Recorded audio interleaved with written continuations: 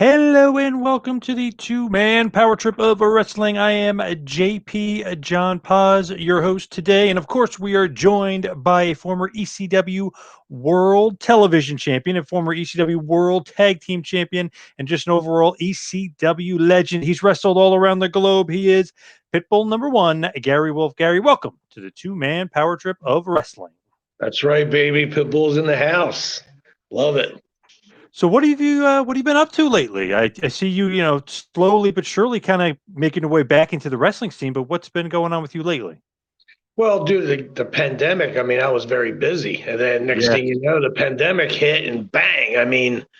All our dates pretty much froze up. We were going Andrew Anderson, Kevin Sullivan, a bunch of guys. We were all going to Cuba to do a tour, which we're Oh, still, wow. yeah, it's still set. It's just that we had to postpone the first part of it because it was, due to the COVID. And we're supposed to be Wow. going down to, we're supposed to hit England for championship wrestling over there. We got another tour set up to go there. So right now we're just trying to get back to work. Us guys it's tough right now because, the pandemic, it's getting better, which is a good thing. So, but it helped. Flights I got so cheap right now, so it's actually pretty good for us guys that are in Florida. There's a lot of wrestlers in Florida, that have to Yes. travel. Yeah. Yep. So what was going on in Cuba? That's not a place you hear like a wrestling hotbed. So what was going on down there in Cuba? Andrew Anderson set up a huge. They haven't had wrestling there in 60 years. Wow.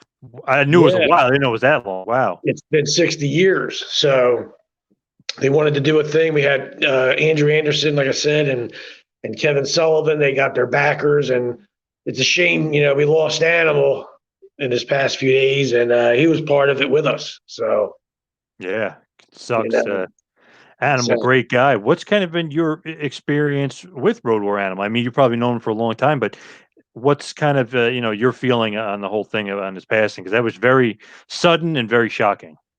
yeah, I was very surprised because I felt that he was in great shape to me. Yeah, definitely. He was in great shape, and I wrestled Mike many times, many times, Hulk, and Joe. I just couldn't believe it. I was very shocked, very surprised. Have you wrestled the Road Warriors as a team? No, we never wrestled them as a team. We were actually, it's a really sad story, but it's the honest to God truth. Uh, when my partner passed away, which is a few weeks ago, his anniversary was.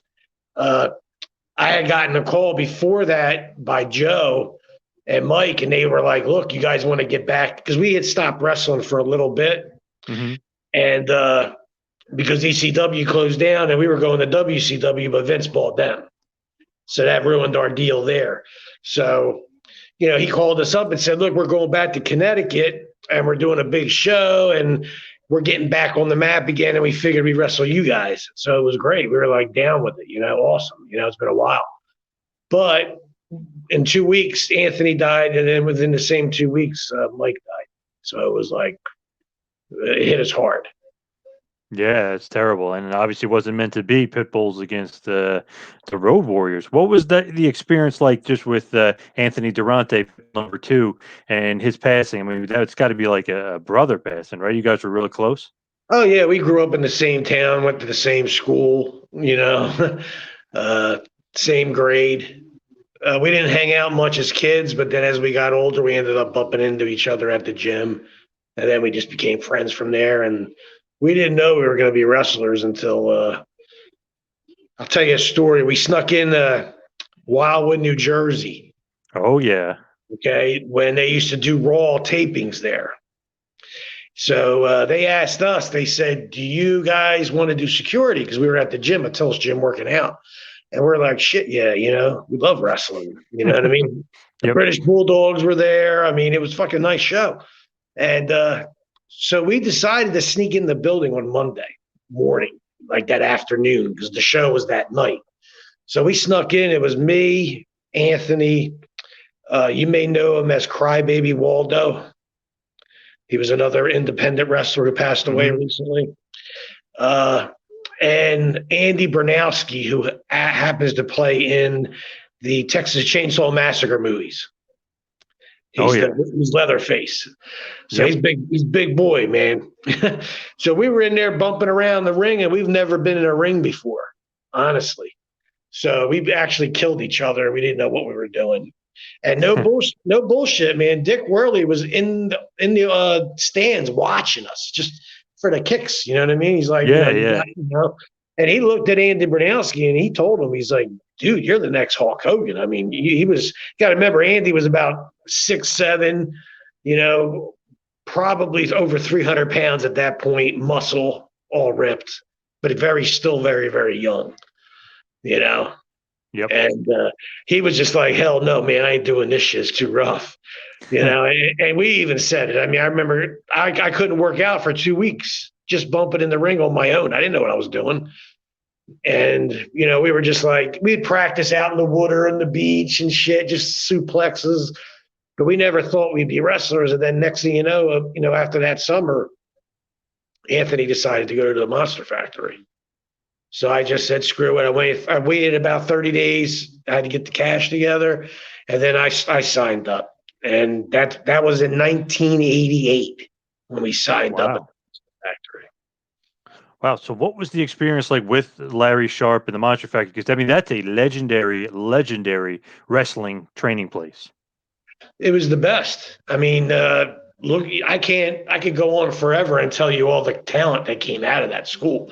Mm-hmm. You know what I mean? It's amazing. You got to also, I mean, when we were there at that time, we were there a lot. Like Papa Shango was just left. He was there a little bit with us, and then he went right to Japan. Bammer already was gone. Raven was already gone. We weren't there long, man. I mean, within what's that? Yeah, Larry was a great teacher too. I mean, don't get me wrong. Larry was awesome. And plus, he had Charlie Fulton with him. So, I mean, Charlie Fulton would help Larry, teach everybody. And Larry would always open up. Like, he would let guys come in and try out a lot, but if they're not, if they couldn't handle it, you know what I mean? And honestly, at that time, we were pretty much running the school, me and my partner. You know what I mean? We were like the top guys there at that time. Before the headbangers. I mean, this is, so we had it made because Larry was like really into us and he wanted to manage us. So he got us on tours right away. I mean, we got to go to New Zealand the first time. Our first tour was in New Zealand against the British Bulldogs. So wow. They were calling us the American Pitbulls versus the British Bulldogs in New Zealand because that's common, it's commonwealth over there, English. So, Oh, it went down. I mean, we were in front of 55,000 people and it blew our minds. You know what I mean? It blew our minds because we worked for Vince first a little bit before we went on that tour. And we were in front of about 22,000 then, but doing that tour was crazy when he filled up Olympic Stadium, against the British Bulldogs. I mean, we learned so much in that 2 weeks, bro. Just working with those guys. Dynamite and Davey Boy were great, great guys. So as far as them in the ring, were they stiff at all? Because you always hear stories. Some guys they would stiff, like Mick Foley, Dynamite Kid. Gave him that awesome clothesline. Well, not awesome, but pretty crazy clothesline and busted up his jaw. So what was he like in the ring, and what was Davey like in the ring? First night was a complete shoot. 45-minute beat the living shit out of each other shoot. Wow.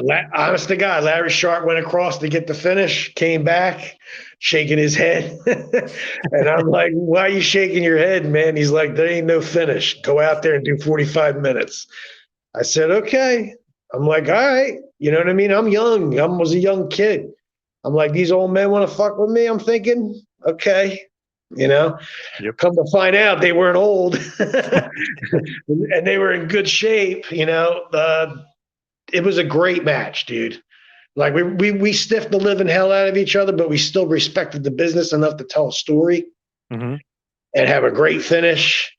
And I remember waking up the next day and, we were sore as shit. I mean, like, wow, I thought this was going to be an easy 2 weeks, Yep. I went across the hall and I'm thinking it's Larry Sharp's room. By accident, it's the British Bulldogs room. They were already up drinking, having a good time, and they're like, "Come here, man! We had a great match." And they're like, "Now we're boys." It was perfect. You know, it was like you have to earn your respect in this business one way or another. Mm. And I mean, they knew who we were. I mean, it got around, but they just didn't. They never faced us. Plus, you know, our gimmicks were kind of similar. You know what I'm saying? Yep. So you can get that impression, like, what are you trying to steal my gimmick? But it's not. You're the British Bulldogs. I'm the, you know, we're the American Pitbulls. You know what I mean? So it worked out really good, and I learned a lot in that 2 weeks. Was that like an initiation almost? Like they wanted to break you in? Like they had to put some respect? Like what like why the no finish? Why were they so stiff with you guys?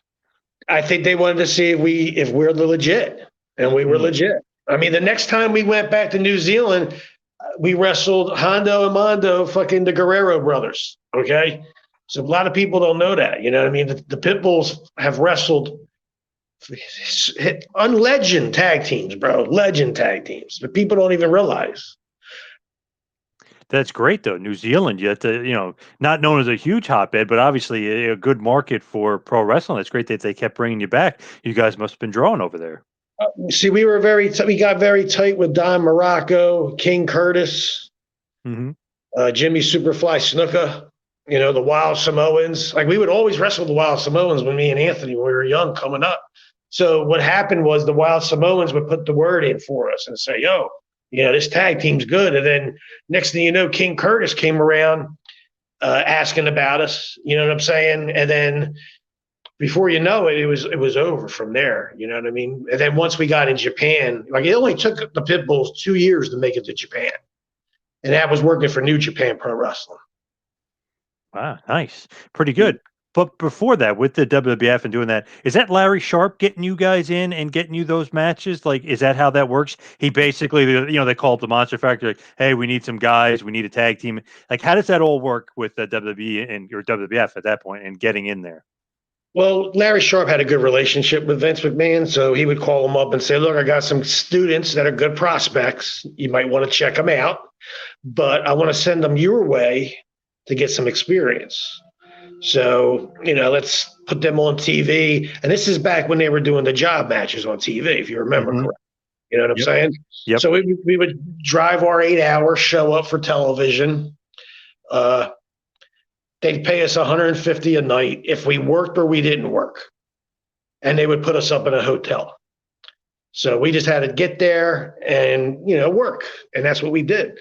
And it was a great experience for us. I mean, you got to remember, this is the late 80s, 88, you know, between 88 and 89, in that area, you know, probably early 88s, you know, and we meet everybody that was in that locker room then. I mean, we got to wrestle the Hart Foundation. We got to wrestle the Big Boss Man and Akeem. We got to wrestle the Rougeau brothers.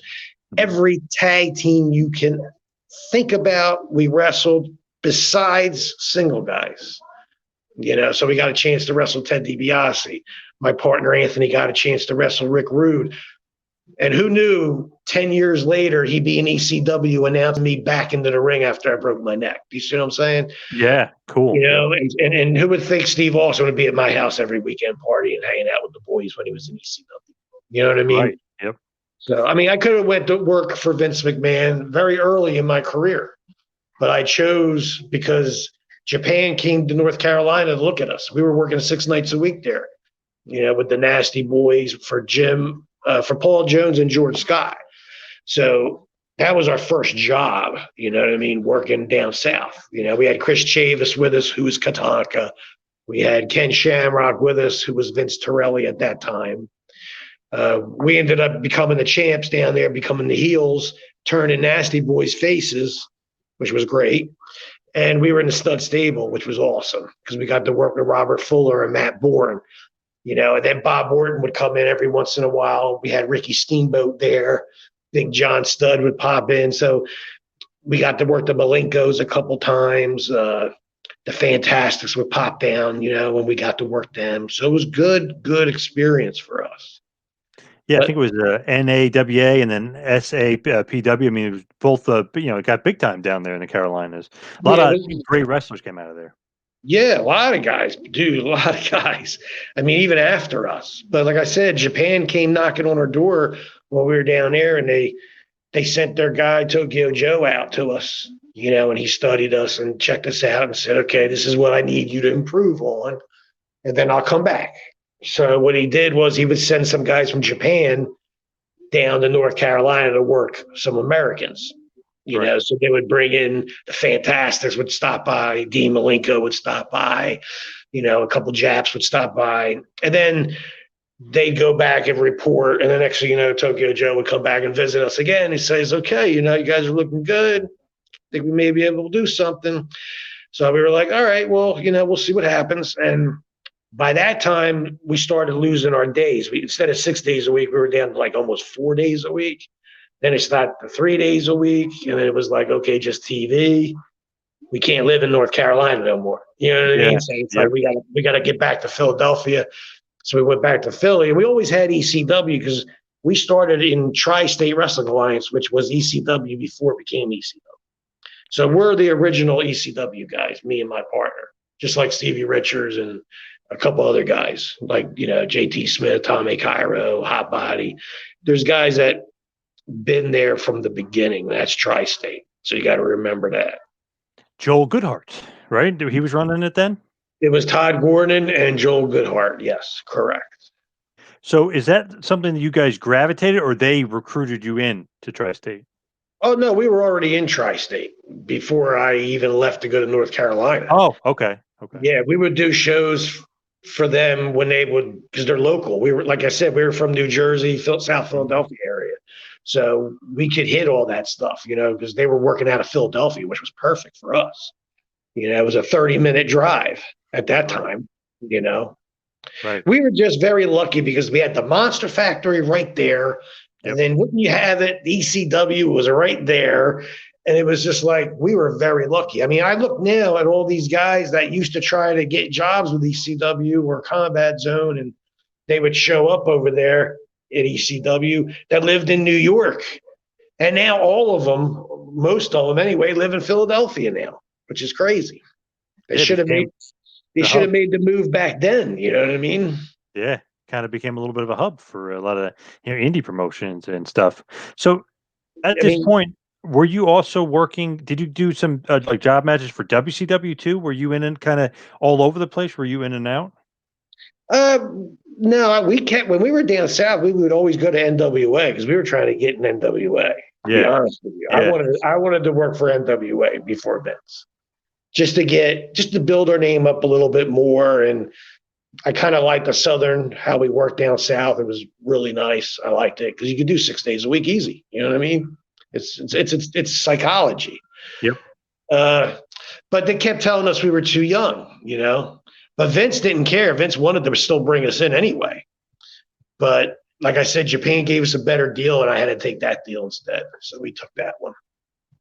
So were you traveling over to Japan for New Japan with Anthony?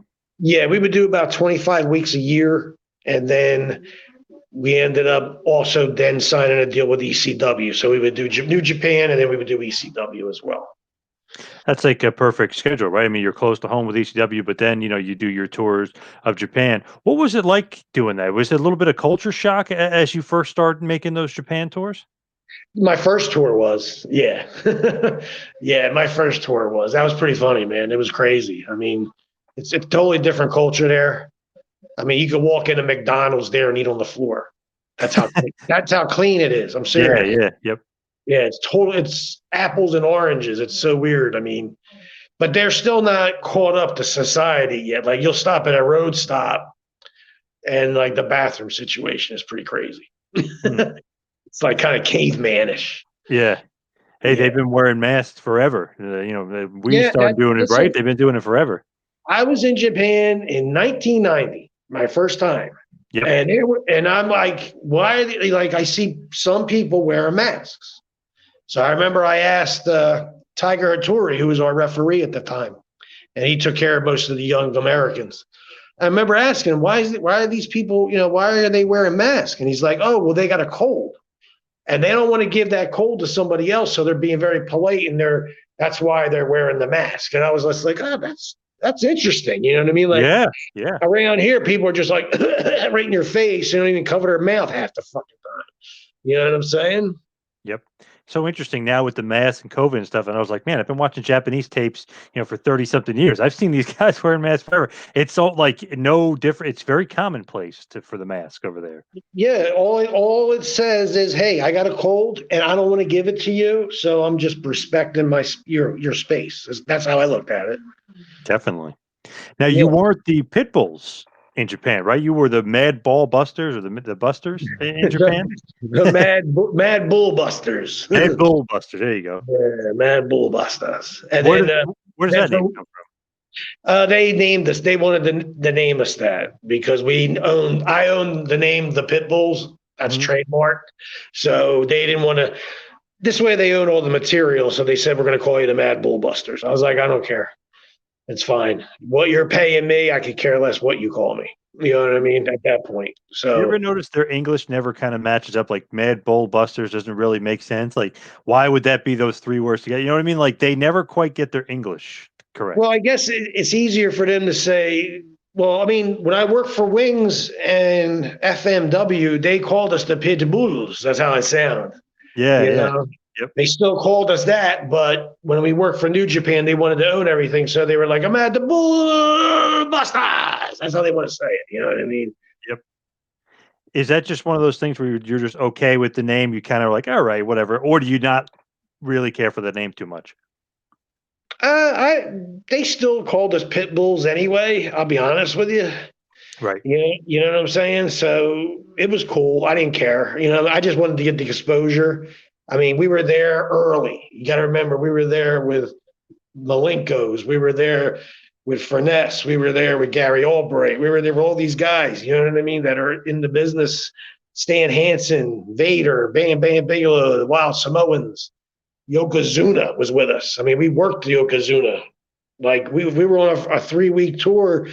We'd worked the Samoans probably 4 or 5 times, because a 3 week tour is 18 shots. And that's pretty rough. Yeah. What's like the travel situation like? I mean, they're busing you guys around. Like, how does that work? Because you always hear these like horror stories of, oh, I'm on the bus for 8 hours, or like, how does that work in Japan? Well, like a 2 week tour, you'll get on a couple planes. You're going to get on a couple buses. That's a guarantee. And you're definitely going to get on a ferry, at least one ferry. And that's pretty crazy because there's no seats in the ferry. You got to sit on your ass and cross your legs. It's kind of weird, man. They True. got like one room with like 4 chairs, man. That's it. Not treating you guys like stars, it seems like. They're a little rough on the guys. You know, they got to make a living like we do. You know what I'm saying? They got to try to get us there safely, but they got, the main thing is get us there. You know what I'm saying? So, Yep. but what happens is if like, I'll give you an example. We were in, it was a 10-hour bus ride, put it that way. And we were going back to Osaka. I think that's where they had the Disney World in Japan. I'm not sure.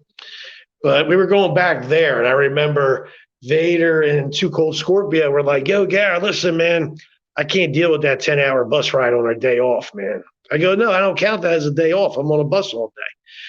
They're like, "Screw it. Let's put up $300 each and we'll jump on the bullet train and we'll be there in 3 hours." I said, "Let's do it." And we did that. And I'd rather do that than get on a bus for 10 hours, man. Yeah, Yeah. that's got to be rough. That stinks. Yeah, it's like I guess that's the way they do things over there to save a little money and don't make the travel as easy on the guys as they could. Well, I mean, like I said, if you have a bunch of towns that are bang, bang, bang, bang, you're going to take a bus. You know what I'm saying? And then once you're on that bus, you got to get across the water to another part of Japan. Then you jump on the ferry, and the bus goes on the ferry. You get off the bus, you go across. That's probably like 2 or 3 hours. And then you're back on the bus again. You're in the next town, go to the hotel, get a shower, and then you're at the building. You work that night, and then you're on the bus the next day. So it's work. You know what I mean? It's not. Japan's not easy. Nobody could. If they say it's easy, they're freaking crazy, and they're lying. What did you think about that style? Did you like that strong style? They're snug, they're stiff. Did you like that? Loved it. It went with our gimmick perfectly. It just made our gimmick better, actually, because we learned there. Like Tiger Jet Singh told me straight up. He said, I go out there with the sword and I chase people. I scare them and they run. Because I was hearing all this running and it sounded like a bunch of bulls running through, a field, and it's people, they get out of their seat and they run. Back then, you were allowed to chase the fans. Right. Yeah, Yep. and if a fan hit you, you were allowed to hit them back. Oh, yeah. Yep. It was so different. And I remember Tiger Jet Singh. I mean, he's the man, and he looked at me and I'm just like, damn, this guy's, he's been in the business. He was like 60 years old, still working. Mm-hmm. Unbelievable. And him and Bammer and Vader and them guys and Honda and Justin Lager. I worked Lager. I was doing 45 minutes with Lager matches. Easy, Nice. crazy. Hayabusa. I would do 30, 40 minutes with Hayabusa. Yeah, we worked all the top. Hasei Sasaki, we worked for the titles in Tokyo. It was awesome, man. Yeah, quite a star-studded list of guys you've worked for sure. When you come back over to the States, obviously, you're going to make a big name for yourself because, people give you instant credibility from being over in Japan. Yes, it helps big time. Because when you're there, I remember Chris Jericho, he's like around my age. Maybe, I don't know if he's younger. Is he younger than me? Or I think he's a couple years younger than me, but he was already in Japan when we were there. So we were like, wow, Too Cold Scorpio was in the dojo of New Japan. Oh, yeah. Yep. Yeah, that's how he started. Because I was just like, yo, Scorp, what are you doing? Long time no see. And I'm like, he's like, I'm in the dojo, man. Don't get me in trouble. I'll be in trouble. I'm like, oh, shit. I'm like, I didn't know that, but we didn't have to do that. We were lucky. I mean, the dojo, that's no joke. But it's an honor to be invited there. If you get invited there, you got to go. If you don't go, you're crazy. But you better be ready when you go. You better be in shape before you even get there. Yep. You better be able to do 500 free squats with no problem, one shot. And if you don't, then to do a 45-minute match that style, you got to be in shape, bro. I feel like over there they really want to see, like, almost test you, like, drill sergeant style. Like, they want to make sure that you want this, that you love the business, because they're going to be hard as hell on you when they're training you. Oh yeah, I mean, even the crowd's hard on you. I mean, the crowd's silent. They don't cheer unless you do something to make them cheer. Like they're not going to show you any respect unless you impress them, and that's exactly how they are. So when you come back to ECW, Eastern Championship Wrestling, at first, what's like the thought is like you're going to be getting a big push? Is it going to be singles, or is it going to be you and Anthony together as a tag? Is Heyman there yet, or is it still Todd? Well, no, Todd's still there. Todd's still there. Yeah, Eddie Gilbert. Gilbert was there when you were booking, and when does Heyman kind of come in? Eddie was there, but I wasn't. I was still in Japan. I got home. I had a knee. I had to come after Japan. I had to get a knee surgery. So I got my knee done. Anthony went to Germany to work for Otto. So he was in Germany working there. I was rehabbing my knee. I got better. Next thing I know, I see ECW on television late night. I'm like, what the hell's going on? When that happened? Yeah. So I called up Sandman, who's a good friend of mine, and I called up. And I said, give Todd a call, see if I can come down. I want to come down. I'm ready to go. I'm healed up. So he brought me in. He said, come in on a Saturday night. So I came in one Saturday and they used me. I worked. And Paul dug it. He was cool. He's like, all right, I want to see you next Friday and Saturday. I was like, okay, cool. Thank you. So, he brought me back. And next thing you know, I'm working. And it was about, I would say, probably like 4 or 5 shows in, and that's just Friday and Saturdays, So a couple of months went by, and he's like, "Look, I want you to do me one more favor." And I was getting to work all the old guys, I loved working Jimmy Snuka and Kevin Sullivan and all them guys that are back in the day. Yep. He's like, "Well, look, I'm bringing Hawk. Hawk's working too, so I want you to do me one more favor, work Hawk, and I got something lined up for you." And I was just like, "All right, whatever." I didn't think anything of it. So I did the job. I did the match with Mike Hawk, and we had a great match. It was easy. And he was an awesome guy, man. And next thing you know, Paul came up to me and he's like, "Look, I'm waiting to come to New York this week to do some promos." I was like, "All right." So I went and did it.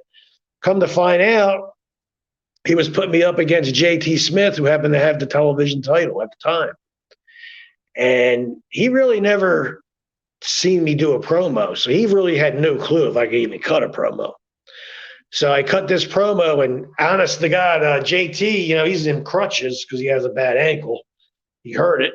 And I open hand smacked his ass and dropped him right on the promo, straight up dropped him. To the point where Paul had to run out of the room so he could freak out and laugh because he didn't realize, like, he was just like, "Oh my God." Like, Yeah. Wasn't expecting that. Yeah. like, that was a fucking awesome promo because I even added something to it, which was stupid, but it ended up getting over. You know what I mean? And I was just like, "Holy shit," And so he's outside. I'm like, "What's wrong?" He's like, "That was fucking great." And he's like, "Look, I want to put the TV title on you." And I'm like, "Nah, man." I said, "I'm a tag team." You know what I mean? I said, "My partner will be here soon and we're going to be tagging." He goes, "Well, in the meantime, let me put the title on you and let's just go for it and see what happens." I didn't realize I was going to get 20 minutes of the show because I'm the television champ.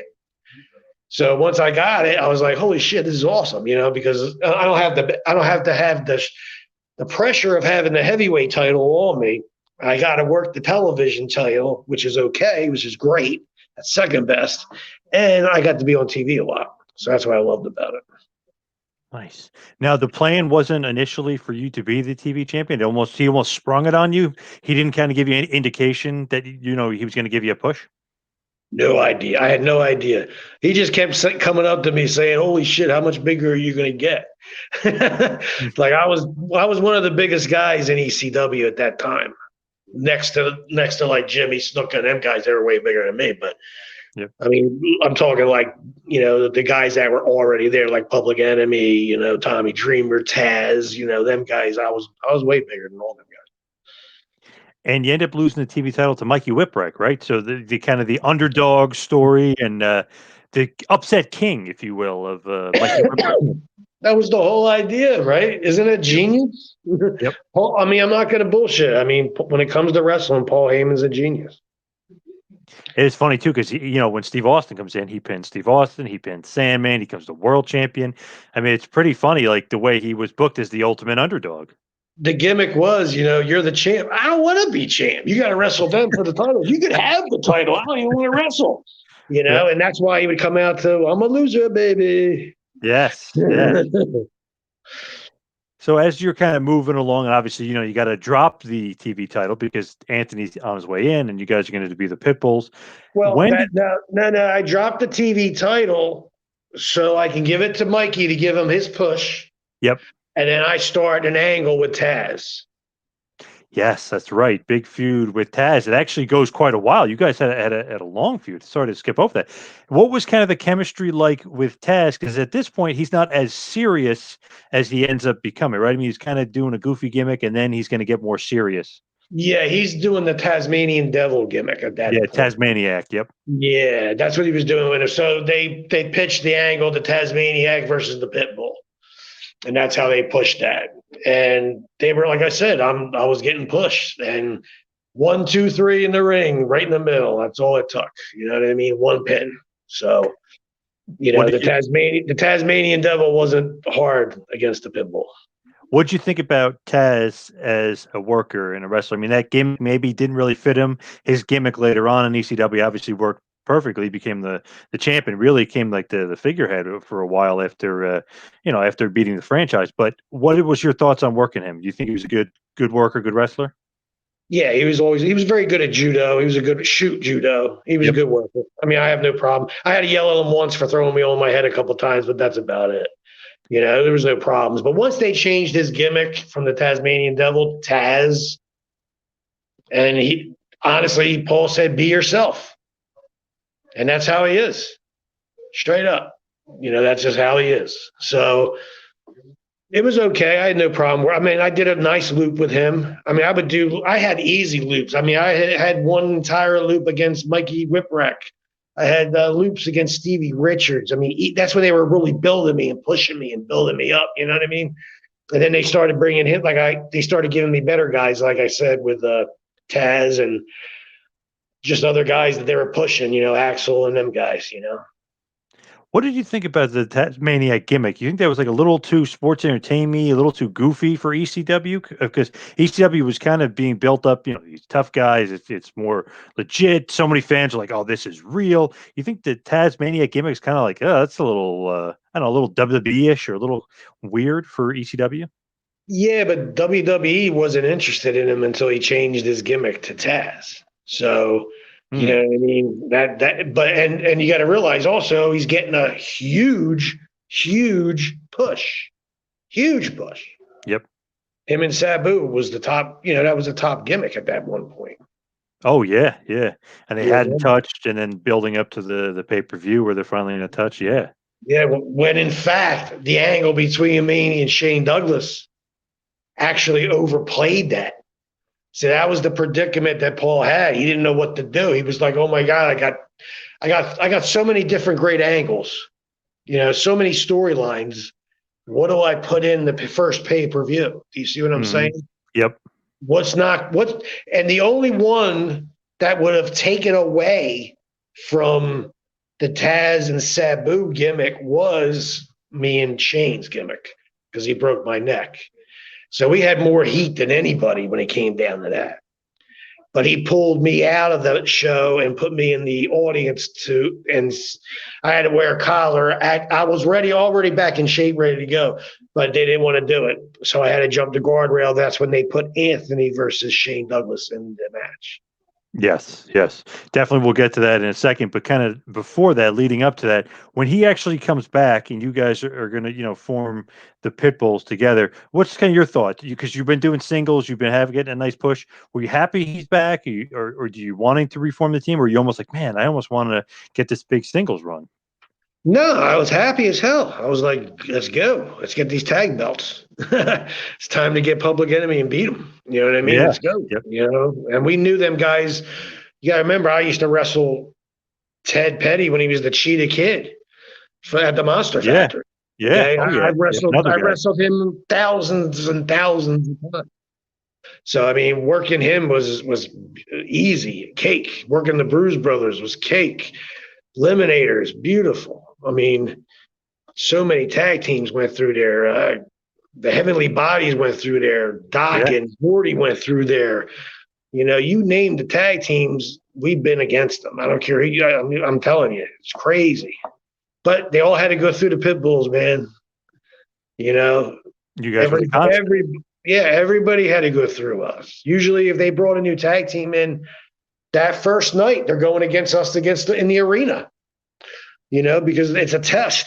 In our business, if the booker asks you to do a job, you got to do it. It's part of the business. You can't have an attitude and it can't work.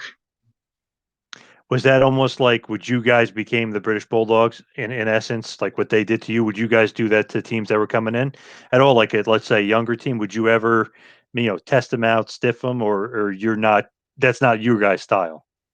We would lay our shit in. We would still do kind of Japan style. So, like a lot of forearms were stiff, chops were always stiff. Most everything else was, a lot of suplexes. I mean, us from power moves and elbows Hmm. off the tops. And I mean, look at our finish is a super bomb off the top rope, for God's sake. I mean, come on. Yeah, fit in perfectly with ECW. Yeah, yeah. So, what was it like when you guys win the tag titles? You beat Raven and Stevie Richards. Is that a big accomplishment? As a fan, we always think like titles are huge, huge, but you never really know from the wrestler's perspective. Was that a big moment for you guys winning the tag titles?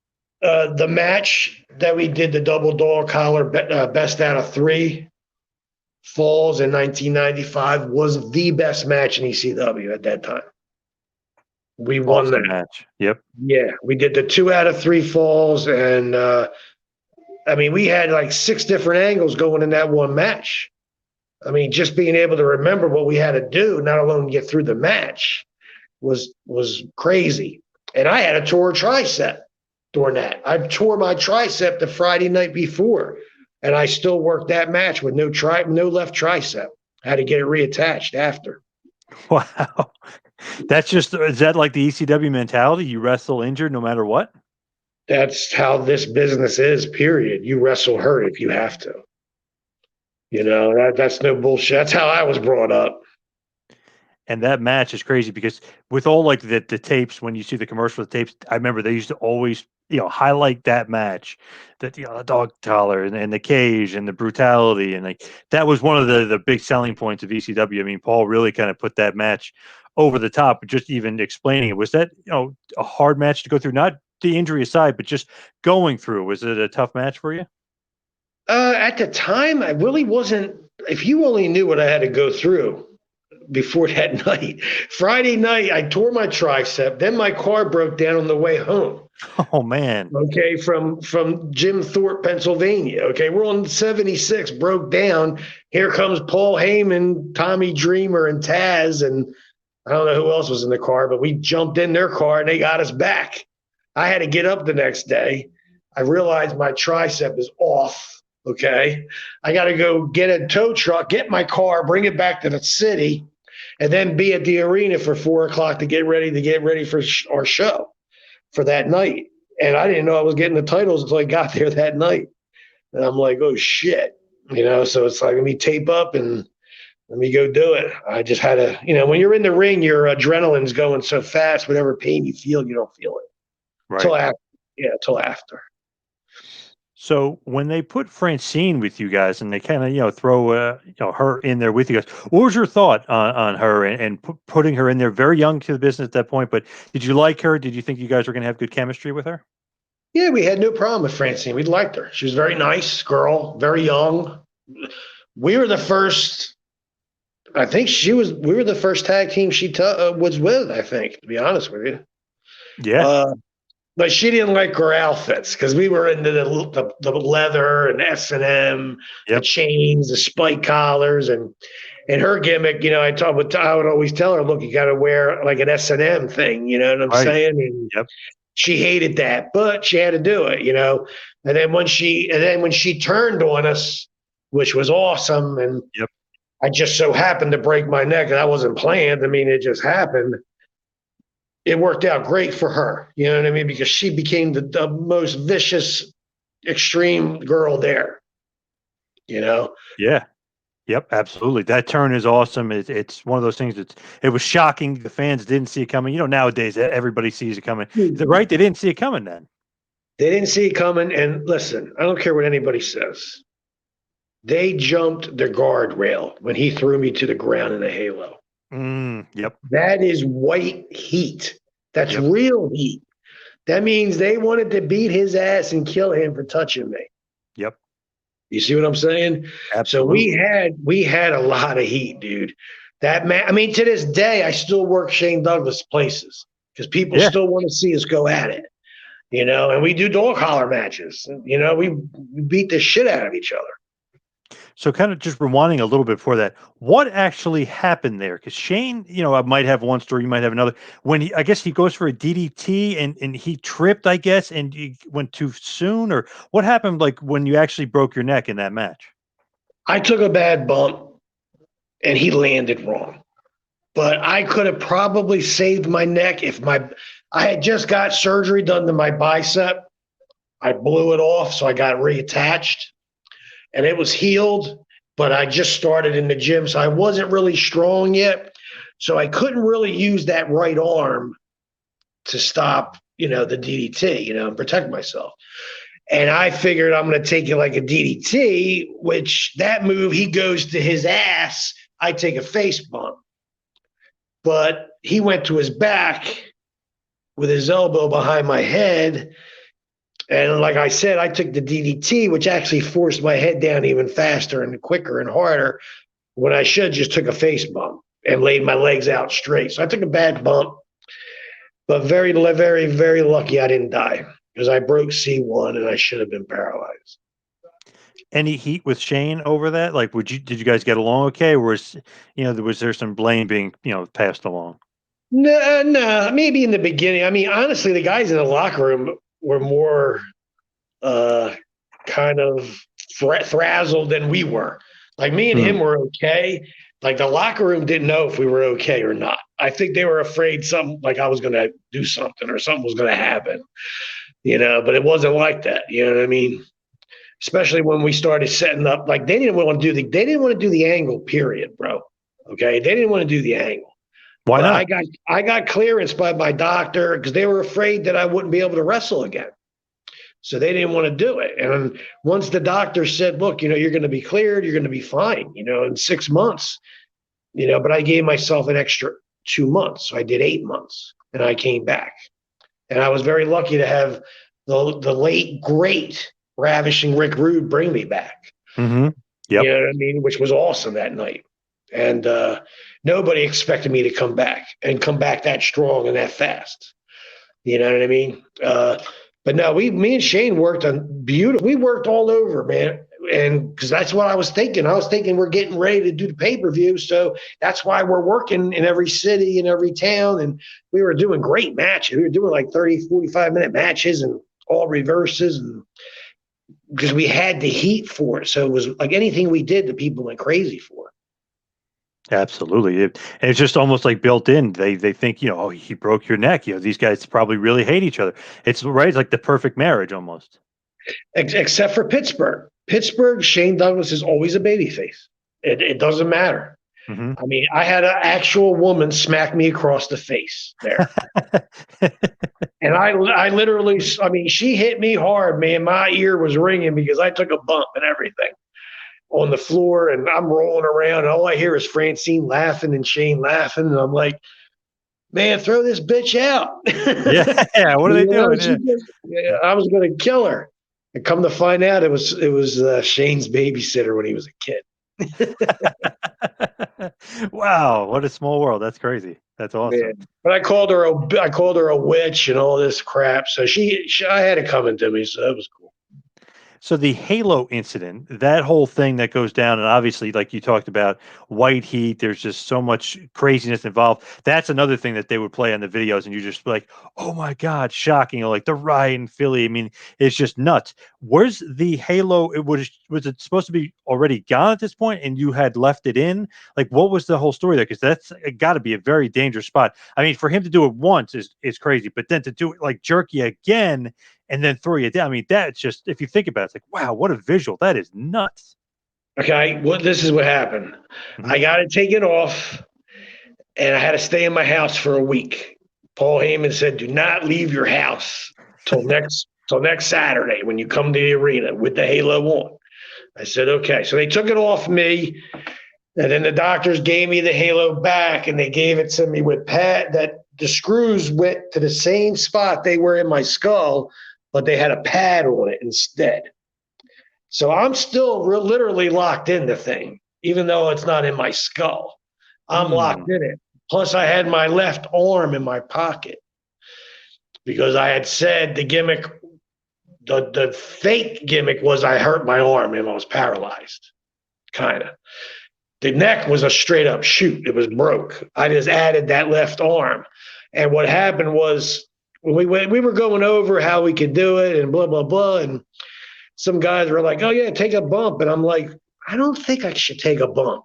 If I just take a bump, like a regular back bump with that, not only is it going to kill me, it ain't going to look right. You know what I'm saying? Yeah. So I really, honestly, I don't think I could have took a bump with it, So the way he grabbed it was like 1, 2, 3, we timed it.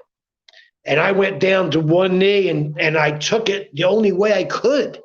Like he threw me down and that's the way I fell is the way I fell and I couldn't do anything about it. And that's why then all I remember is laying there and I can't really see much because remember my head's locked straight. Yep. But all I did was I would see people like jumping like higher than they're supposed to be. Like this guy ain't supposed to be near me. He's a fan. They're jumping the guardrail. That's what I didn't realize. And then once I realized that, I remember Shane grabbing Francine and trying to run. And it was insane. When I saw it on video, I couldn't believe it. I mean, I couldn't believe it. Man, just epic stuff, unforgettable stuff. And that fan base and those fans and that crowd, supposedly the smartest fans, and they're buying into it. I mean, so that shows you like the level of wow, this seems like it was real. And Shane Douglas is the biggest asshole ever for doing that. I mean, that's how it came off. That's exactly what happened. And after that, Shane was the biggest asshole, and he had the most heat, and that's why he was the champ. Yeah. You know, Yep. yeah. This is what the business is. I mean, sometimes it works for you, sometimes it don't work for you. But then again, one angle could change a person's life. You know what I'm saying? I mean, Yeah. look at Stone Cold Steve Austin. Look at Hulk Hogan. Look at The Rock. Remember what he was when he started, Oh and yeah. what did he turn into? Hmm. Do you see what I'm saying? So you never know what's going to happen. You just got to go with it. So when the Halo thing goes down, obviously, like you said, there's that white heat. It was just crazy hot. What was the expectations of like the end of the feud with you and him? Was there ever any talk of like, eventually you're going to become world champion, or what was kind of the end game for Paul? Was there ever any talk about, you're getting your revenge and things like that? No, it was cool. I honestly I wasn't interested in being heavyweight champion at the time. I was a tag team. I just wanted to get back to my tag team and get back to work like we were doing. You know what I mean? That's what I wanted to do because they gave Anthony a very good push and they gave him the TV title. Yeah. Yep. Which is great because we're really the only tag team. You got to look at that television title class of guys, and then you can understand where I'm coming from. To be able to have that television title and then also be tag team champs. We were, like I said, we were tag champs before it became ECW, bro. Right. You know what I mean? So Yep. we loved being TV title holders also. We loved it. Yeah, it's funny. The ECW always made their TV title as important as the world title. A lot of it. RVD was champ forever, and they would put him on the main events and stuff. Right? I mean, the ECW TV title, Paul made sure it was just as important as the world. I mean, Eddie Guerrero, Dean Malenko, Chris Jericho, Chris Benoit. The list goes on and on and on of guys that had that television title. Yeah, and even Shane, of course. Yep. Shane, Too Cold Scorpio. I mean, it's very iconic to have that belt. Not many people had that belt either. Not many people. Hmm. Yeah, he did a good job. That's a very good thing there. Someday. What do you think of Paul Heyman? So many people say genius. So many other people say not. It's almost like a little bit of a divide, saying, "Oh, he's not." But a lot of people say, he's a creative genius. He's a mastermind. The other hand, maybe he's not so much a good of a businessman, or maybe that's the kind of downfall of him. But what do you think about him creatively? Is he a genius? Is he a wrestling, savant, as so many people like to say? I think he turned into one. Yes. From being a photographer and just taking pictures, just like Jim Cornette. Hmm. Yep. They put their time in.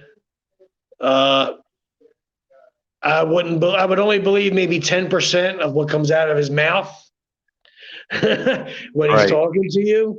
Yep. But when it comes to the business, I got to give him his props. Yes. Would he lie a lot? Maybe not to you, but have you seen him lie a lot to the voice? Because that's like the funny story. It's like when I think his mother said this quote. It's like when his mouth is moving, he's lying. Like that whole thing. Is that true? Or is that blown out of proportion? No, it's true. I'll give you an example. Bruce Pritchard told me straight up when he's on the phone, believe maybe 10%. That's about it. Period.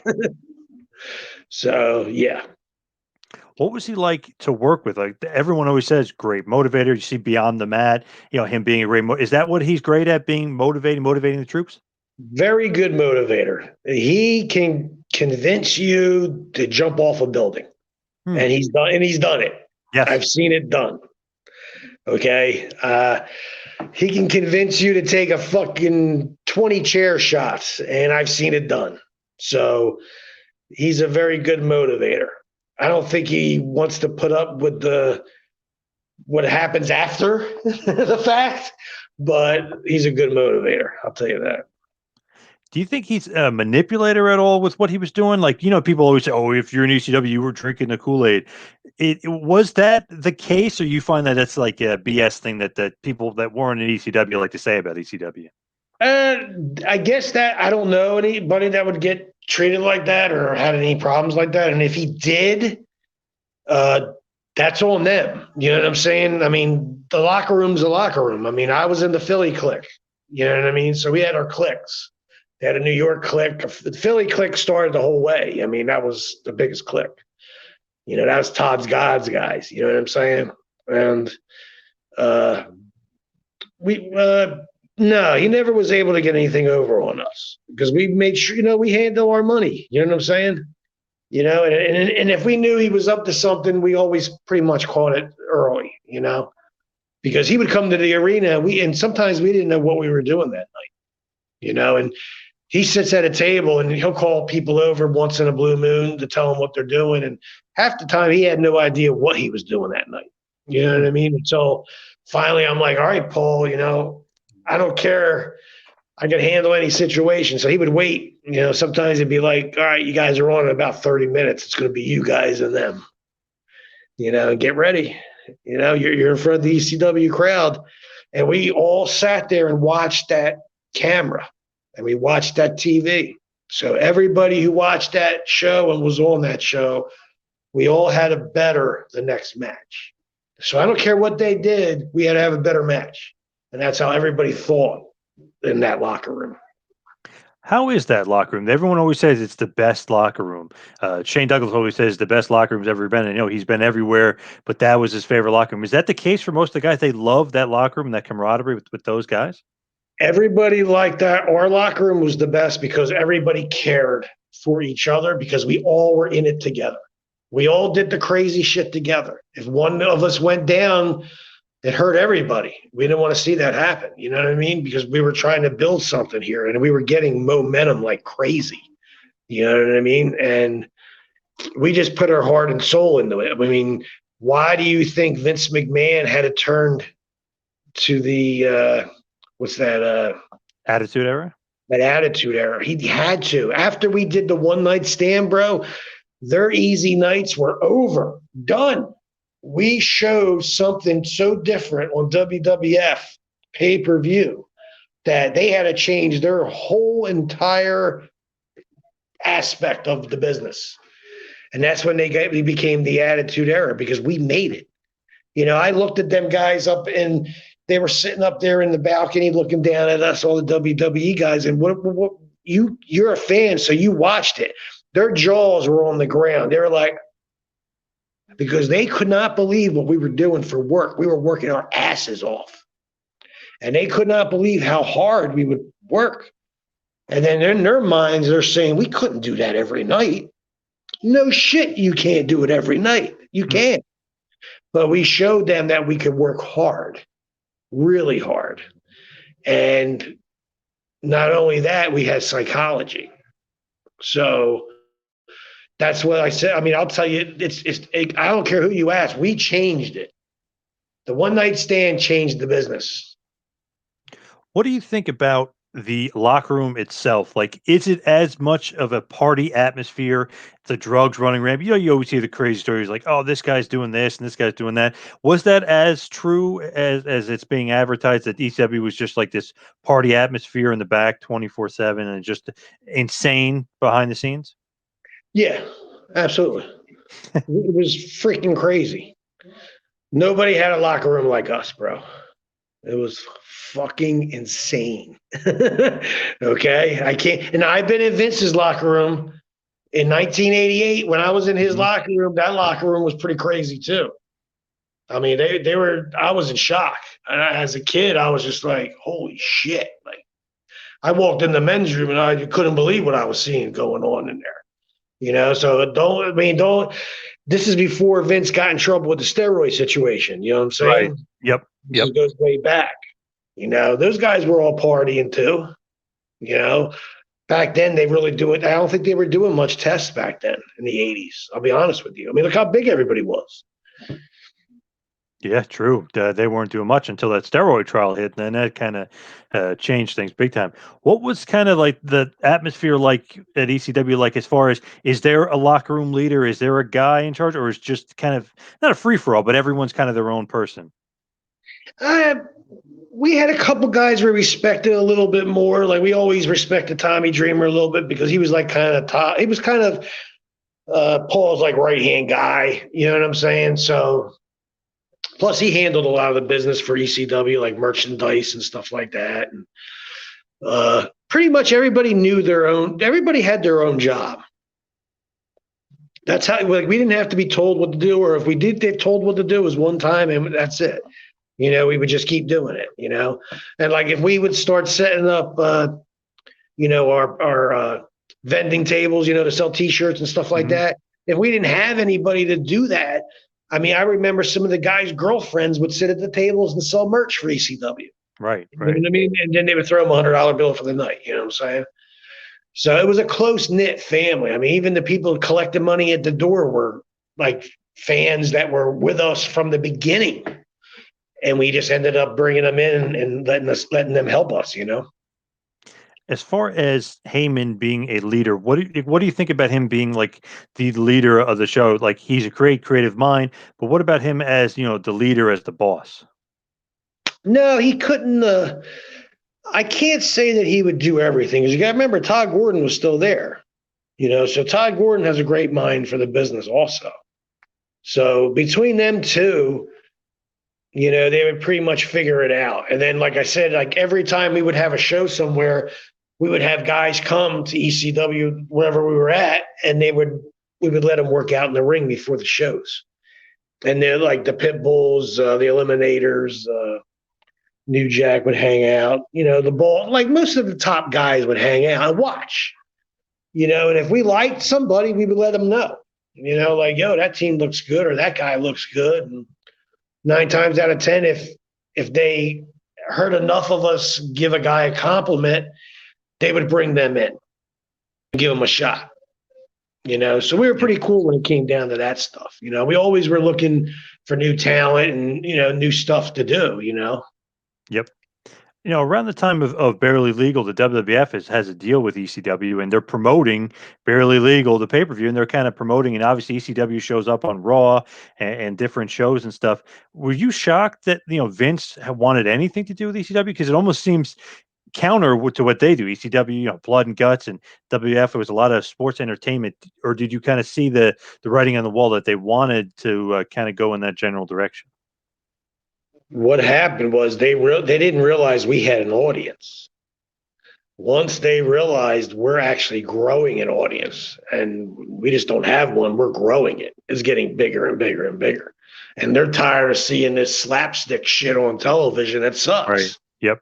And they're tired of getting their intelligence. You know what I mean? Like, you're like looking at them like they're stupid. You know what I mean? Like, okay, now after they watch one show of ours, they don't want to watch WF no more.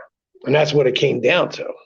We had rock and roll, girls, and blood and tables and Hmm. chairs. We brought it all. We brought the crowd in to the show. I always made sure I knew a guy worked 40 hours. I would call him an asshole right to his face just so he could unload on me, man. You know what I'm saying? I had no problem with that. So once, like I said, once Vince realized how hard we were working, we were creeping, man. As my boy Squirt would say, we're creeping up. And that's when he got his rich fingers in our business, and he started paying Paul Heyman money. And that's what happened. But we Yeah. didn't know that was happening at the time. We had no idea. And then once we started figuring it out, that's when, I mean, Vince still wanted to look at us. I mean, we went back in 1998, and they looked at us, and they were going to bring us in and put Terry Reynolds with us as our manager. And we were going all the way with the straps and everything. I don't know what happened with that, but like I said, we were supposed to go to WCW, and then that just blew up in our face, because I didn't think Vince. I knew they were going to take ECW, but I had no clue they would try to grab WCW. Right. Yeah. Yeah. But they did. And I mean, it was 1 week of me signing a contract, a 3-year deal. Totally killed me, man. And who did you sign? Was it with Bischoff, Johnny Ace? Like, who was like the actual person that's going to reach out to you, make that deal with you? Kevin Sullivan, Terry Taylor, Diamond Dallas Page, Raven, and Bischoff called me up at my house on a dual phone thing. I guess they're in the office.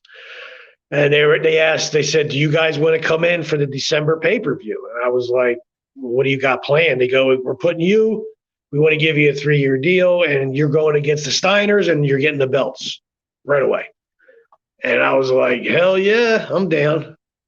Because I knew that was going to turn into a 6-year deal easily. And then, who knows, and they were working with New Japan too. So it worked out perfect for us. At the time, Vince, I think they stopped working with Japan. And it just never came to fruition, I guess. I mean, It just never the timing happened. timing of it just never happened. I called Hit Bischoff on Monday, and he was supposed to give us our flight information to fly out on Tuesday. And he's like, I'm not allowed to sign anybody.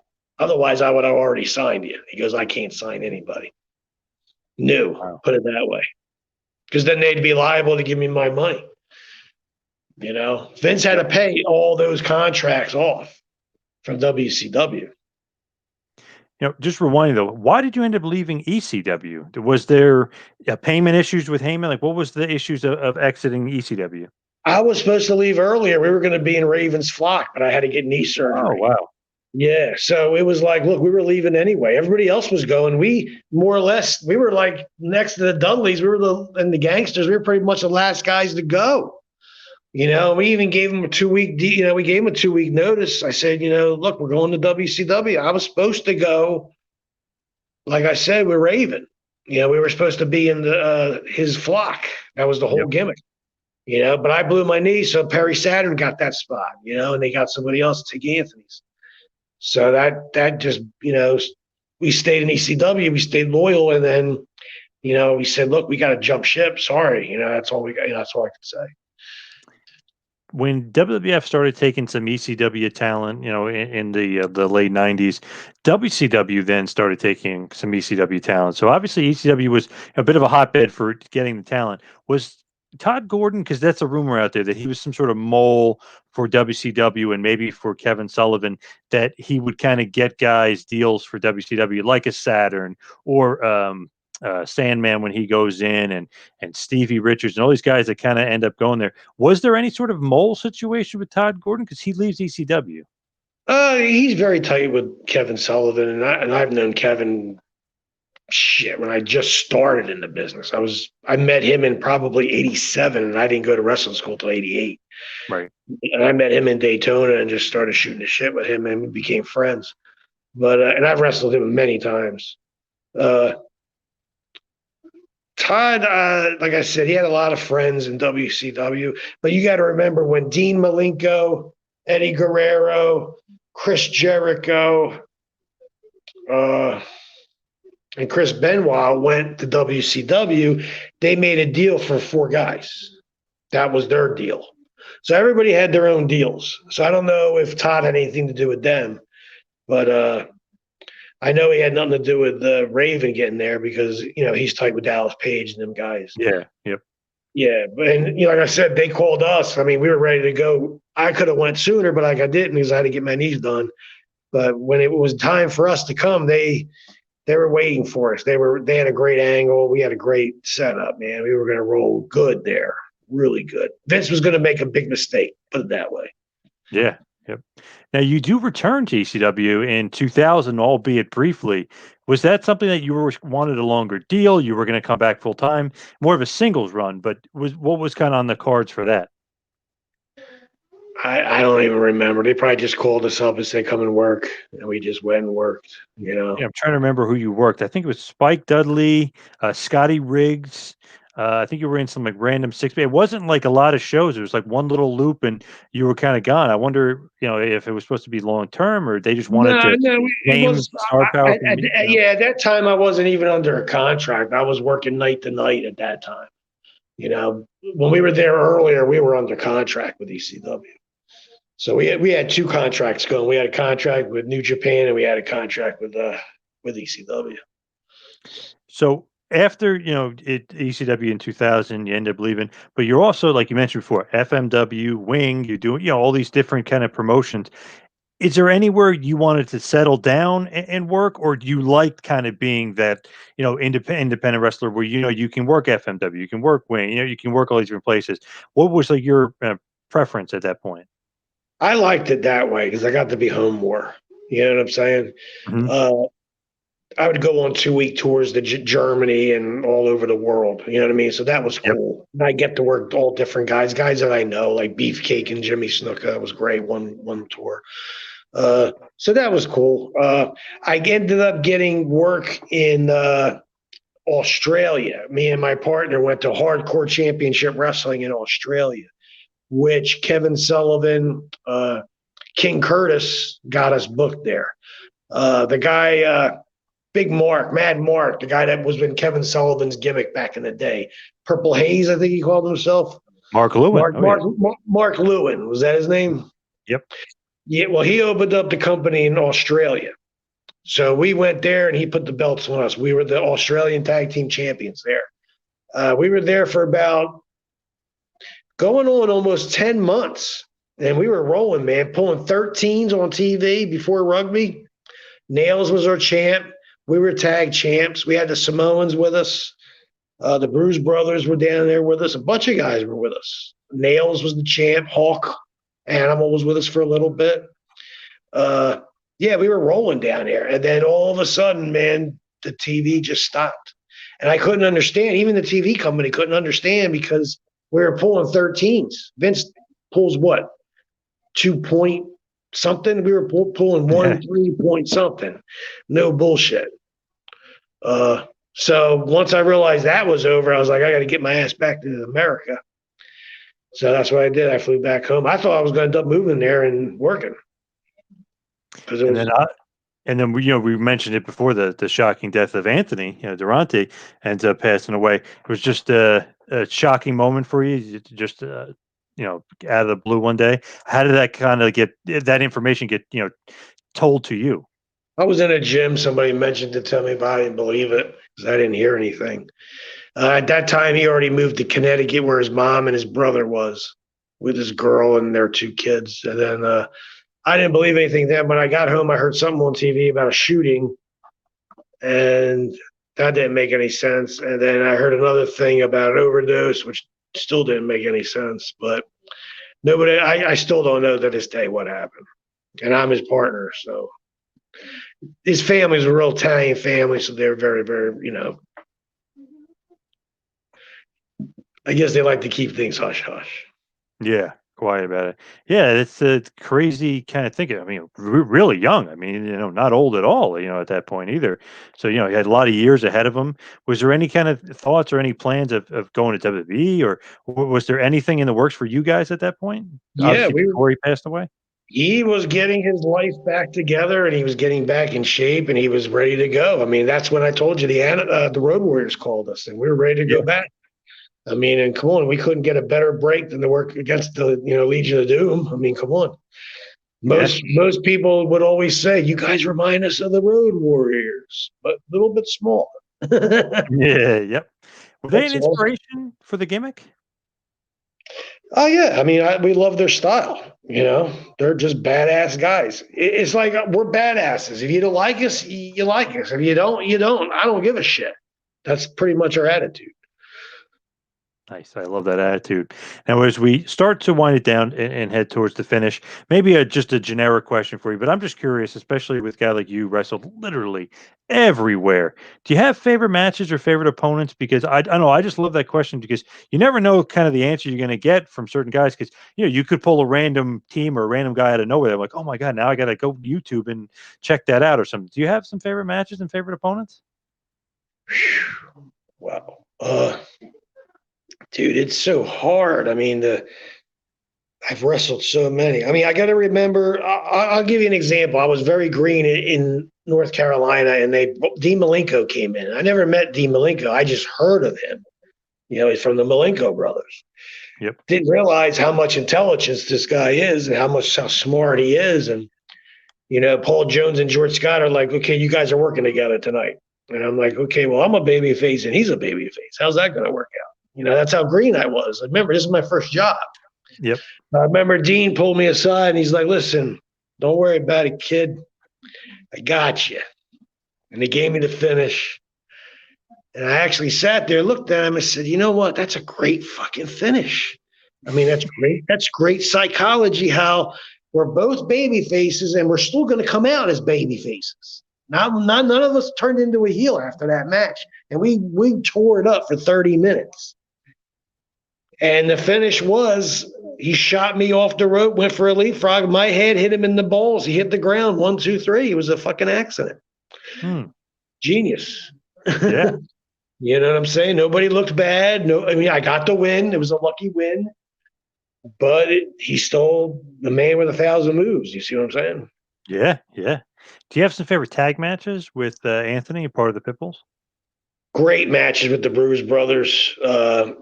Considering they're 6'7", 6'8". Like I said, the one thing about the Pitbulls, we could wrestle any style. You name the style, we can handle it. We had great matches against the Headhunters, those big, fat, 400-pound. Oh, yeah. Yep. That do moonsaults. We had unbelievable matches with them. Steiners, we had great matches with them. Dude, I got to say, the British Bulldogs, 2 weeks, I learned more. And I couldn't believe how much I learned. Working Eddie's dad and Rey Mysterio's dad, the Guerrero brothers, I learned so much from them guys. You got to remember, we went to Puerto Rico, man. They put the tag titles on us. Mm-hmm. Yep. We were Puerto Rico champs. And guess who we were working and training at the same time? Thunder and Lightning, who are the heavyweight champs forever. They've been there. So then them guys are 2 police officers, believe it or not. Oh, didn't know that. Yeah. You just know, the Colognes, Thunder and Lightning, are very associated with WWC down there in Puerto Rico. Yeah, they were great guys, man. We got to work with them. They were very young back then, so they had to learn. And, Carlos was like, look, I need you guys to help these guys. I'm like, no problem. We have no problem with that. You know what I mean? And we would work Kendall Windham, Barry Windham down there. They threw the belts on us right away. I mean, we were on TV down there rocking it. I'd go 2 weeks at a time and come home, go back 2 weeks, come home. It was great. Do you have any regrets, like looking back in wrestling? Is that possible to have any regrets or anything you look back, like, I wish, we did it, would have went here, would have went there, would have changed this, would have changed that? We could have been in a WrestleMania and we didn't do it, and we should have did it. That's the only thing I regret. Was there an opportunity? Do you remember which WrestleMania could have been, or? They were putting us against the Hart Foundation, and they had a great idea with a helicopter and a chain connected to a cage. They were going to lower us in the ring, and it was going to be all smoked out, and we were going to be all spiked up, and it was going to be really cool. And we turned it down because we were working in Japan, and shit just happens. It just wasn't the right time. And now that I go back, I wish I would have just did it, hung out for as long as they wanted, and then we could have went back. You know what I'm saying? The publicity alone would have been worth doing it, put it that way. Then Japan would have wanted you probably even more. You know what I mean? We were still locked in Japan regardless. It would have helped our career more, yes. So just looking back at not only your career, maybe the Pitbulls itself, it's like when a fan is just looking back and they're looking at through history books or something and they see the Pitbulls and they see Gary Wolf, what's the stamp or what's the legacy of the Pitbulls and Gary Wolf on professional wrestling? We're the original Mad Dogs of War.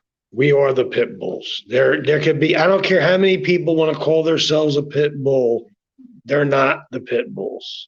Okay, our work compared to their work is apples and oranges, because we'll punch you in the face and we can back up our shit. And that was one thing about me and Anthony.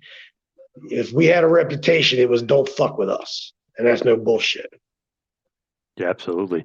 Now, what do you got coming up? Like signings? Do you got some wrestling coming up? Are you getting back out there on the road? Yes, I am. I started getting some calls, and I'll give you one first. October 10th, I will be in Jackson, New Jersey, North Jersey, for Titan Championship Wrestling. and I will be in a steel cage against Monster Mac with weapons hanging. So you guys got it. If you guys haven't seen me in a while, come out to that show, man. It's good. We're main eventing it. We're going to tear the roof down. There's 2 cage matches that night. And believe me, nobody will be able to follow our match. Nobody.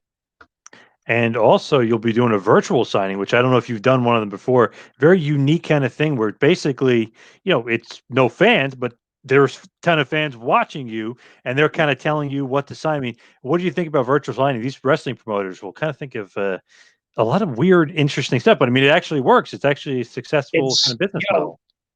for us guys, it's helping us out greatly. I mean, we appreciate it, and that's no bull. And everybody's doing well when they do it. So kick in, man, because I got some badass T-shirts. I mean, if you go to my Gmail, you can hit me up, Pitbull 67GW@gmail.com. I got some badass shirts, dude, from Pitbulls. I got original ones from ECW. You can also go to my Facebook. It's under Gary Wolf. Check that out. I have another Facebook. A friend of mine opened up for me, ECW legend, original Pitbull of War, Dogs of War. It's another one you can check out, guys. All right, awesome stuff, Mr. Wolf. Appreciate it. And then that other one you're talking about, I'll be doing with Dylan Hines on October 15th from Florida. And I think it's going to be an extreme session. I think I'm going to have Fonzie, one of the best managers in the business, is going to be with me, with Dylan Hines for our extreme signing on the 15th of October, Thursday night, brother. Nice. And I think you got one for Gimmick Tree too coming up, if I remember correctly, around the date of the show you got going on for the SAW. Maybe that's my afternoon signing that Saturday. They said I have a signing that afternoon, so I'm probably doing that one. Yeah, so good stuff. You're keeping busy. I love it. The Pitbull is getting back out there. Despite COVID, you're getting back out there. Love it. Dude, I'm in better shape now than I was before. It's crazy. That's great. Yeah. Some people sit around and get in bad shape like me, and you are out there getting in great shape. Yeah. Nah, you look good, brother. Thank you very much. I really appreciate all the time you gave us today. Thank you so much, Mr. Wolf, and good luck with getting back out there on the road and the steel cage match and the virtual signings. Good luck. I appreciate it. And like I said, everybody out there, you the man. I love it. Thank you for letting me be on your show. I appreciate it, brother.